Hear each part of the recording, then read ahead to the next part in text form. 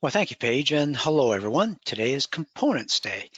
We want to help you plan ahead for your predictable projects, and doing that eliminates unpleasant surprises and helps your property, or the properties you're responsible for, to be better prepared for the future. Having a plan that provides for upcoming major projects is going to reduce your stress and is going to lead you to a more secure future, and that's what we want for you. Reserve expenses are typically the largest expenditures that you're going to make at a property, and they're best managed with years of financial preparation. Every year, those expenses or those spending projects get closer and closer, and so it's very important that you have a plan. And as time goes by, you need to continue to update that plan so you're well prepared. The future is going to bring its own set of surprises, so well, we certainly learned that in 2020, so it's best to be as well prepared as you can be. And that happens by identifying the projects that you can identify with certainty. So take a look at this slide. It's a typical set of reserve expenses through the years, and it's kind of like a fingerprint. Every association's reserve expense map is going to look a little bit different from someone else's. Now, reserve expenses are typically thousands of dollars, tens of thousands, or hundreds of thousands of dollars each, scattered out over the years in an irregular pattern, again, just like you see on screen. And by their size, they make operating expenses like management or insurance or landscaping, make all those types of expenses look small. Now today, Sean is going to explain how components are selected, how they affect your plan, how you can plan effectively even though these look irregular, and how to work that plan through the course of the year. Now, we appreciate that you are the decision maker. You make up your future with all the decisions you make, and that's whether at budget time or in the spending decisions that you make throughout the year. Having an accurate reserve component list is going to give you and your association an advantage over other associations who don't plan ahead. So let's set you up for success, and we'll let those other associations struggle through special assessments and lagging property values. This webinar is part of our standard Reserve Study curriculum. In the Reserve Study Basics that we start with, we give a big picture summary of what a reserve study is and how it's used. Here in Reserve Studies 101, we'll be focusing on the component list, which forms the foundation for the next two parts of the reserve study. Reserve Studies 102 introduces the financial side, and Reserve Studies 103 addresses the funding plan. And let me just make sure I've set the stage for our session today, assuring you that everything we talk about here today is going to be based on National Reserve Study standards, which went into effect back in 1998. So it's good, solid information.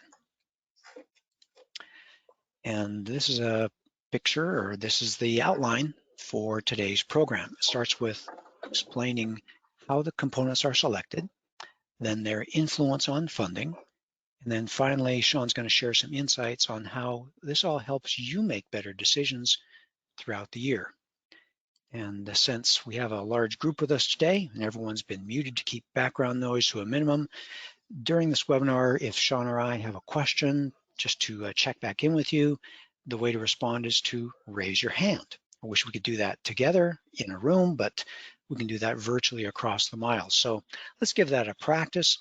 Look on your control panel for the little hands raised icon, grab your mouse, and give me a click hands raised to let me know you're ready to start the program today.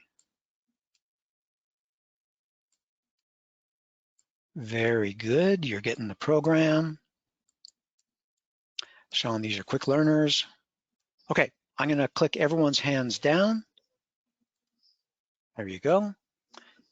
And Sean, they're all ready for you. Take it away.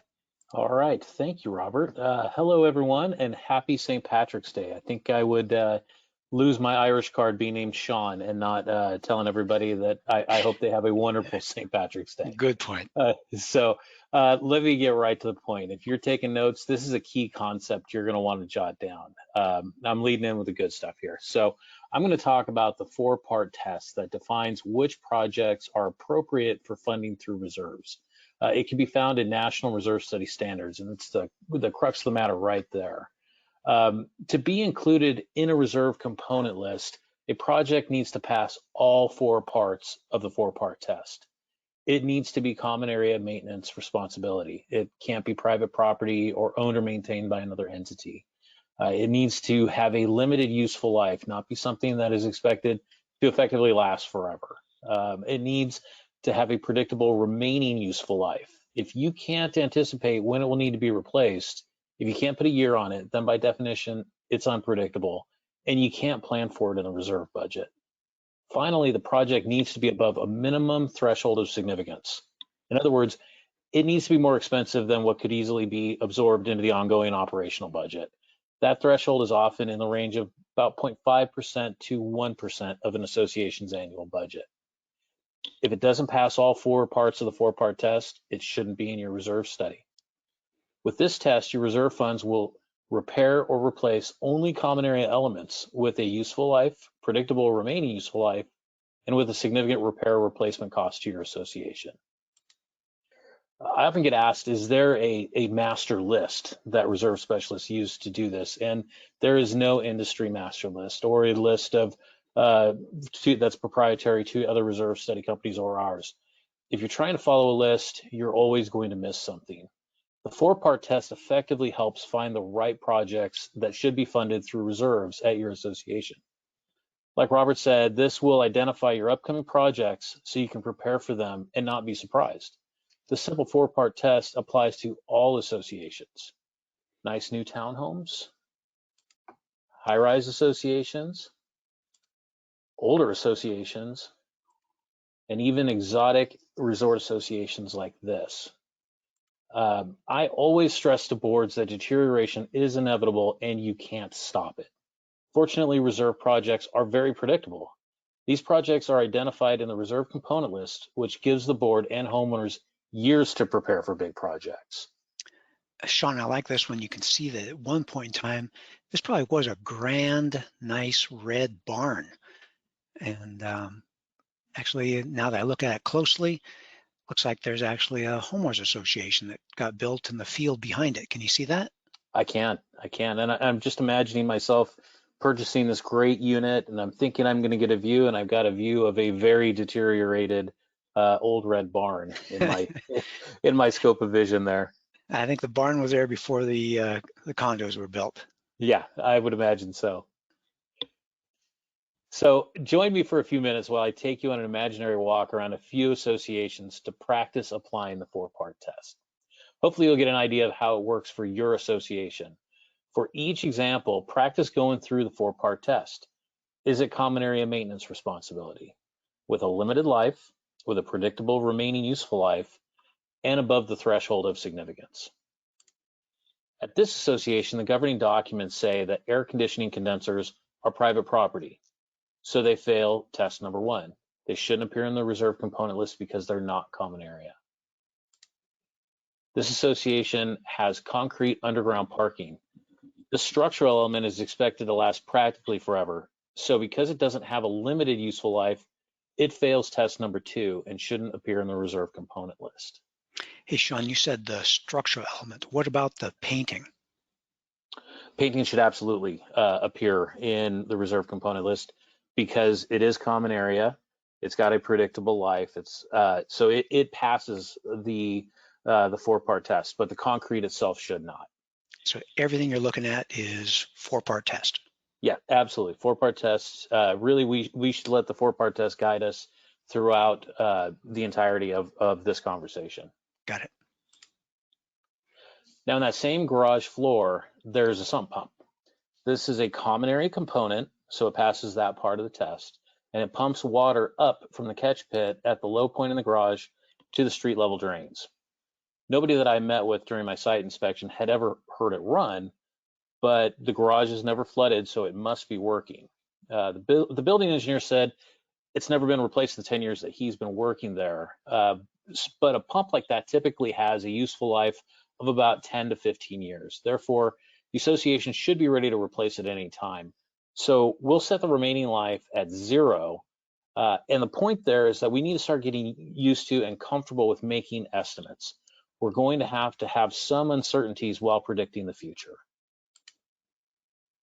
Okay, let's go up on the roof. On this flat roof is a small hallway ventilator. While you can see some rust on the housing, inside is a simple motor, fan, and belt. The association fixes this ventilator as needed as a minor operational issue. So if it fails test number 4, it shouldn't appear in the reserve component list. Is everybody with me so far? You can see how the 4-part test works? Raise your hands if you're following along.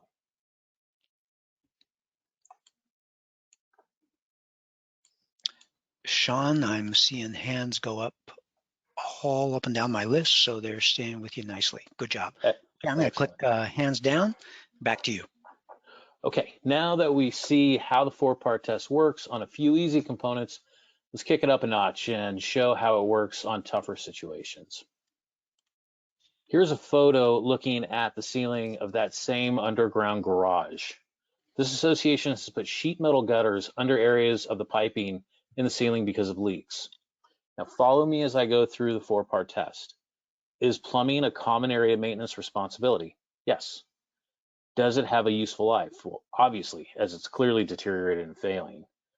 Does it have a predictable remaining useful life? Yes, in fact, I think it probably had 0 remaining life a few years ago, and that's why they put up these gutters to catch the water. And do we expect a repiping project to be above a minimum cost for the association? Absolutely. As my South Orange County clients can attest to, it is well above a minimum cost. So repiping the garage area is clearly an appropriate reserve project. Here's another picture of a hillside that just experienced a slope failure. It might look like not a big deal, just throw some dirt back on the hill, but they just got a $50,000 estimate to regrade the slope and replant it. So the question is it predictable? Nobody knew this particular hillside was going to fall, but this large association has extensive hills, and at 20 years old, this is the 4th time the hill has slipped somewhere. So the simple math is that a hillside here slips on average once every 5 years. They might not know exactly where, but association history suggests if it happened before, it'll likely happen again, and it is reasonable to expect it to happen every 5 years or so. We want to let our own history help you prepare for the future. Now you know which projects appear in the reserve component list and which projects are filtered out.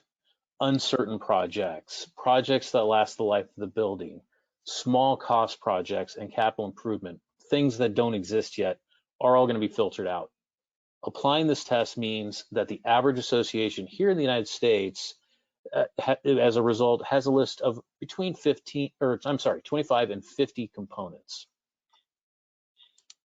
So what information should you see in each component? First and foremost, it should describe the component accurately. Reserve components are projects, not things. So don't expect to see just fence. Expect fence replace or fence repaint. This is because it is possible and common to have more than one project for an asset. So for each component, expect to also see the following information: identifying information. Typically, this means the quantity, but it could also mean the serial number, a size, the BTU rating of a water heater or a pool heater, or the horsepower of a pump.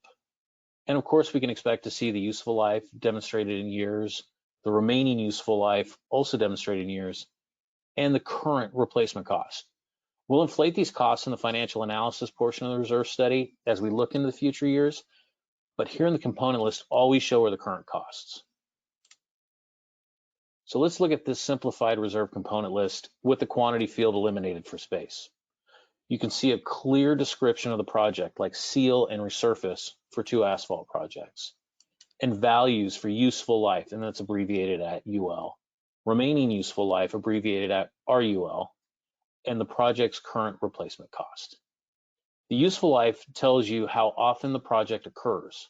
The remaining useful life tells you when it's going to occur next, like the pool furniture needing to be replaced this year.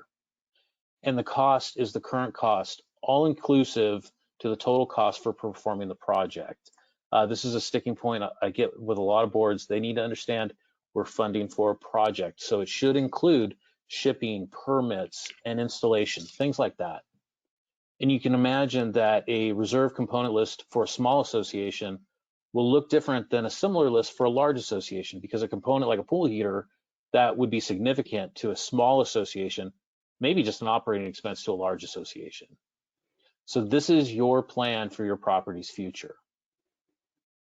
This is a good time to ask for another poll question having to do with useful life. How far into the future should you plan for reserve projects? Should it be 10 years, 20 years, 30 years, more than 30 years?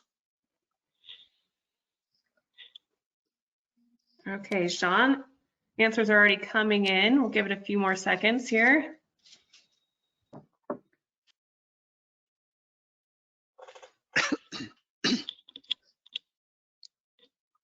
Okay, wrapping up this poll.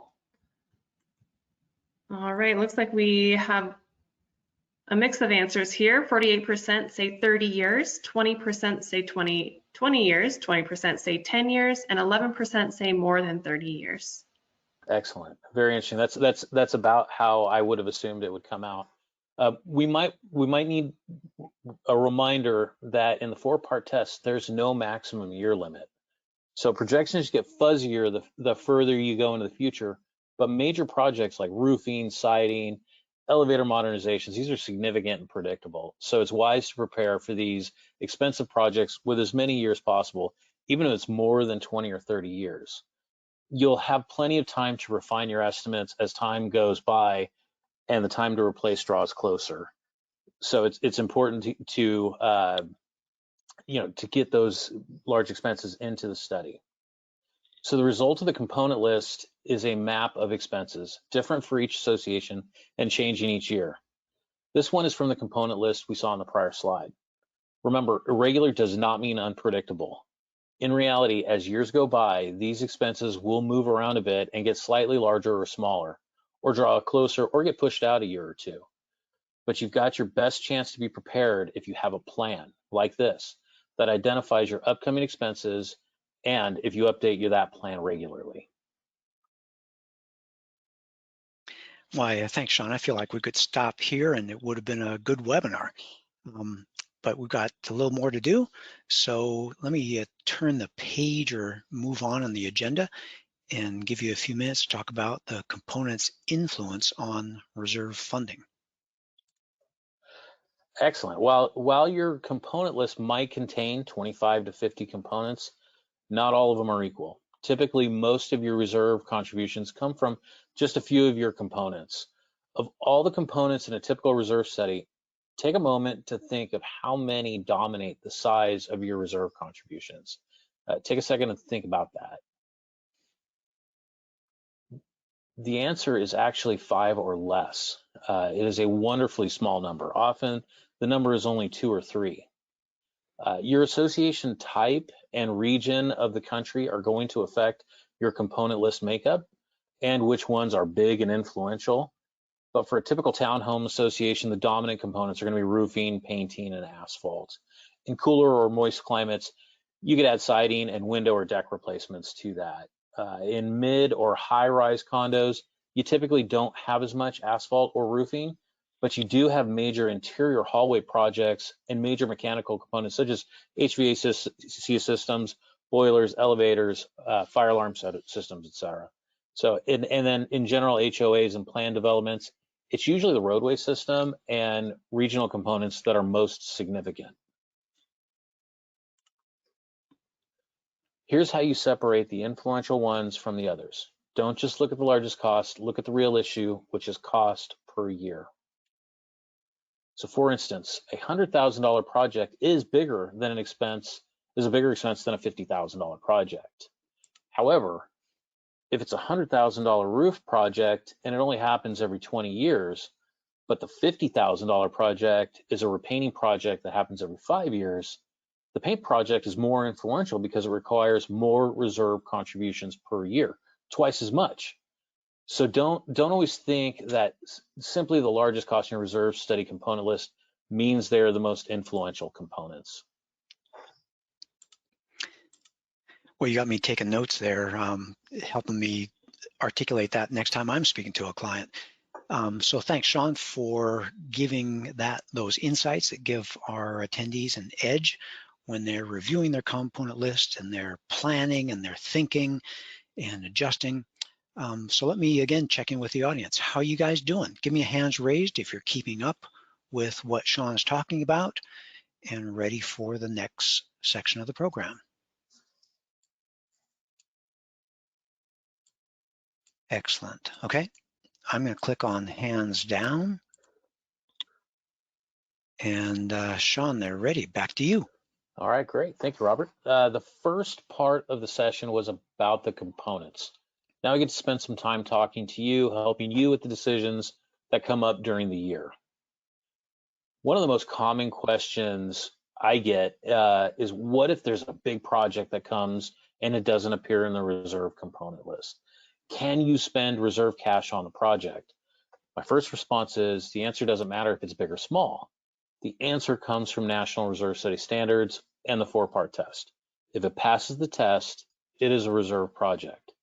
What's important is we should spend the money from reserves if it complies with the 4-part test, and make sure to add that project to your reserve component list in your next update.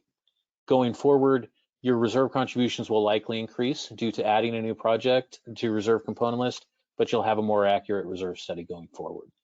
Sean, what's your thinking about having them or encouraging our audience to reach out and check in with your reserve specialist? I think it's a great idea. I think the more communication I have with my clients, the better. I like to be on the same page with things. I want to make sure that we, if I have an educated client, I have a good client. I have a client who is going to be easy to work with, because again, these aren't things that I'm making up. I'm going through the 4-part test, and I can explain to them why we're funding for that, why this is funded the way it is. So I really enjoy getting to know my clients and getting them to understand their reserve study. It just makes my life a lot easier. Got it. I think that's a good encouragement. Okay, it is okay to have multiple components for the same physical asset. I know a lot of people get nervous about that, but this happens when you have different ages of an asset due to phased construction or reconstruction. Remember from the 4-part test that a component needs a distinct remaining life. So for example, if your roofing was installed years apart in 3 distinct phases, as in this slide, roof replacement should be listed as 3 separate components in your reserve study. Oftentimes, what comes into play is when something happens unexpectedly, like a fire that burned down a building. You see this in this new Phase D.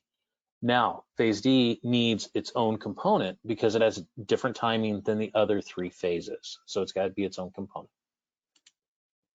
Now, suppose you have a whole lot of something, like miles of perimeter fencing, or at a big association, or sidewalks are another common example of this. Due to different local factors like sprinklers, trees, traffic patterns, or vegetation, or even a school bus stop, you'll likely find the need for scattered partial replacement. While you may not know the exact location, kind of like that hillside slippage I pointed out a few slides ago, you know that every few years you're going to need to spend some money and keep the asset in good shape by replacing the worst areas.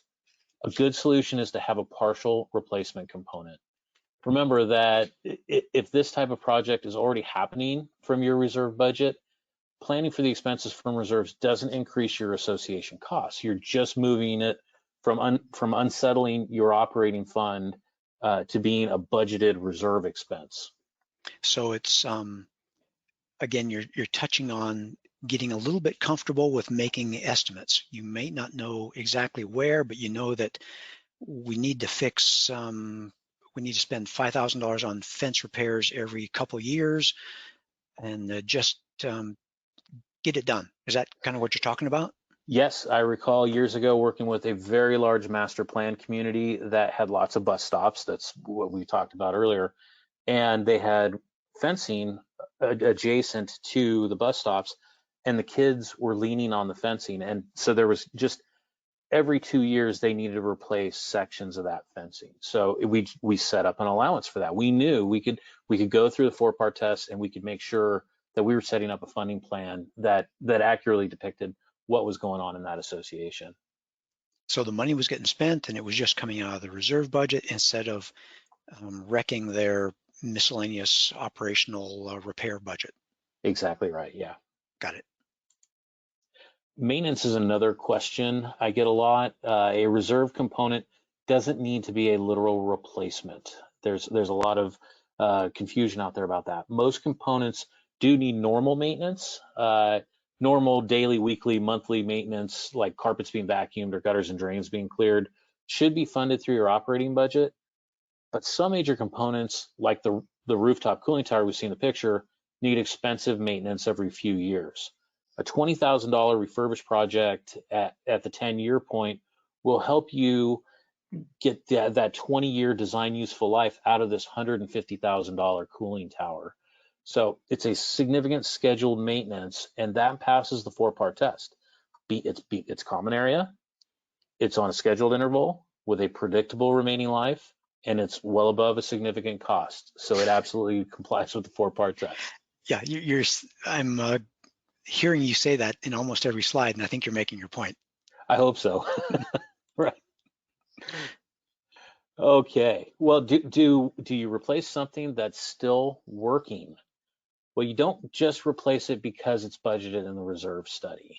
Remember that the reserve study is not an action plan. We want to be ready to do your projects on time, but to decide what's best for the association. Not replacing a pool heater that's working just fine, like you see in the picture, can be a wise decision.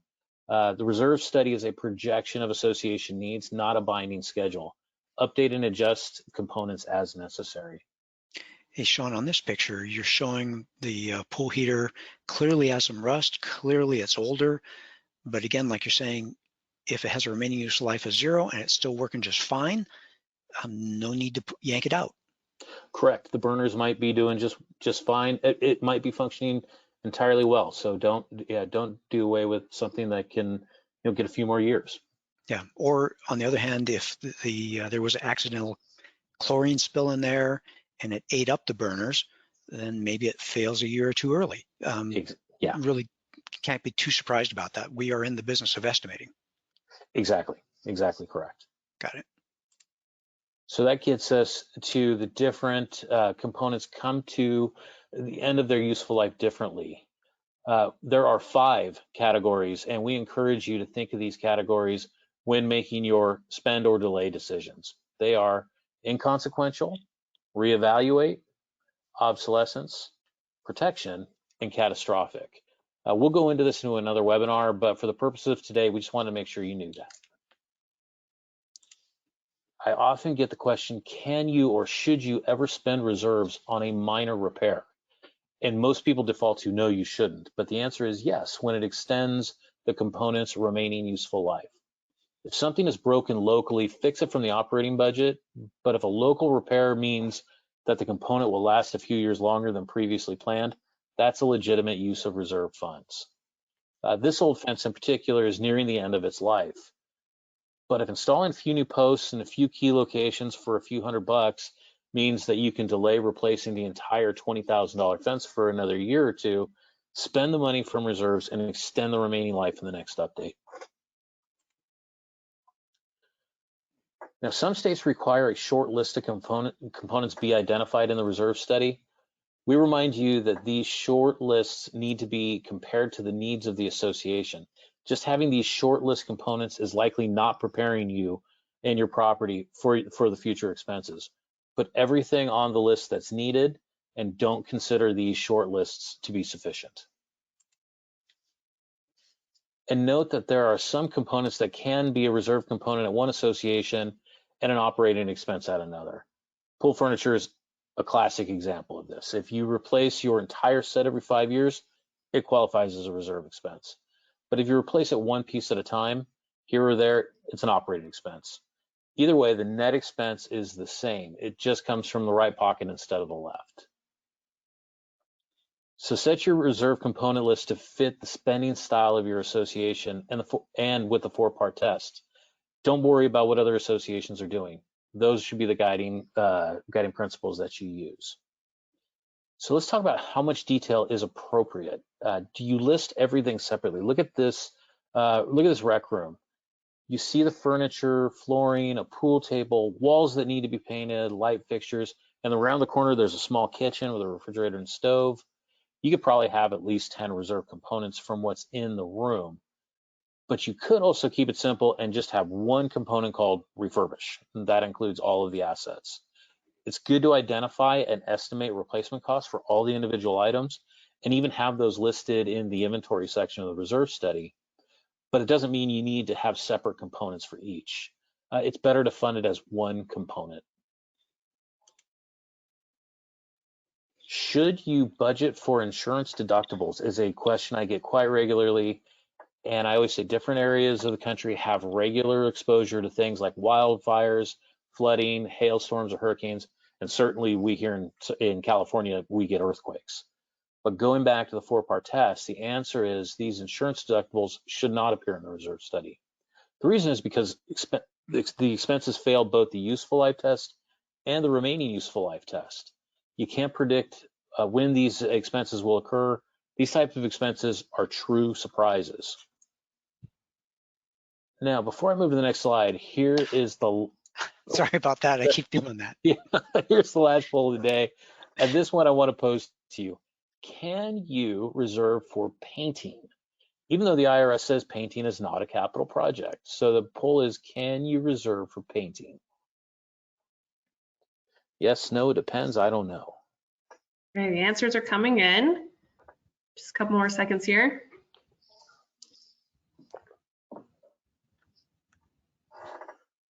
Okay, closing this poll.